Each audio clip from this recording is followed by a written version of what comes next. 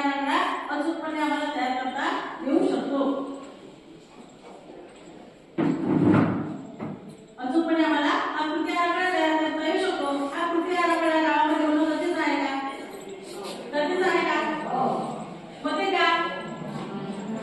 अजूनपर्यंत आपल्या गावामध्ये आपण काम केलं नसेल, पण एक 2005च्या कायद्याअंतर्गत आपल्याला हा आराखडा तयार करणे, पाण्याचं बजेट तयार करणे हे काय झालं सक्तीचं झालेलं आहे। अजूनपर्यंत आपण त्याला हाताळलेलं नाही। 2005च्या कायदा अनुषंगाने आपल्याला हे करणं गरजेचं आणि सक्तीचं आहे। आतापर्यंत आपल्याला प्रशिक्षण होतं, आतापर्यंत आपल्याला समजतं की आपण आतापर्यंत कुठल्या चर्चा विनिमय झालेला नाही, पण आपल्याला हे तिसऱ्या टप्प्यात ट्रेनिंग मिळाली। कशाचं ट्रेनिंग मिळालंय?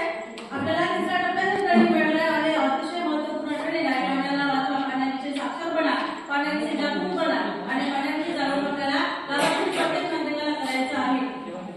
गावामधील जागरूक आम्हाला प्रत्येक नागरिकाला करायचं आहे, जेणेकरून आम्हाला हा कृती आराखडा तयार करता येईल। गावाचा बजेट हा आपोआप चांगला पद्धतीने लागणार आहे।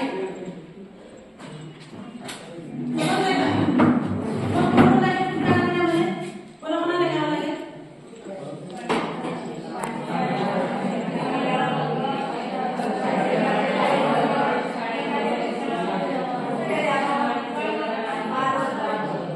म्हणजे आपल्या गावामध्ये जेवढे वर्ग आहे तेवढ्यांना महत्त्व देणं अपेक्षित आहे।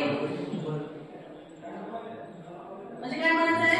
आपल्याला गावातील लोकांना सहभागी होऊन त्यांना महत्त्व देणं, जेणेकरून आम्हाला परत आम्हाला त्या लोकांना याच्यामध्ये समाविष्ट करता येऊ शकते। आज त्या पदावर जरी नसेल, पण कामामध्ये त्या व्यक्ती जाऊ शकते। ठिकाणी आपल्या गावाबद्दल एक प्रेम असते, ते आपल्यामध्ये अंतर्भावामध्ये येऊ शकते, जेणेकरून आम्हाला आमच्या गावाचं पाणी कमी करण्यामध्ये काय होईल?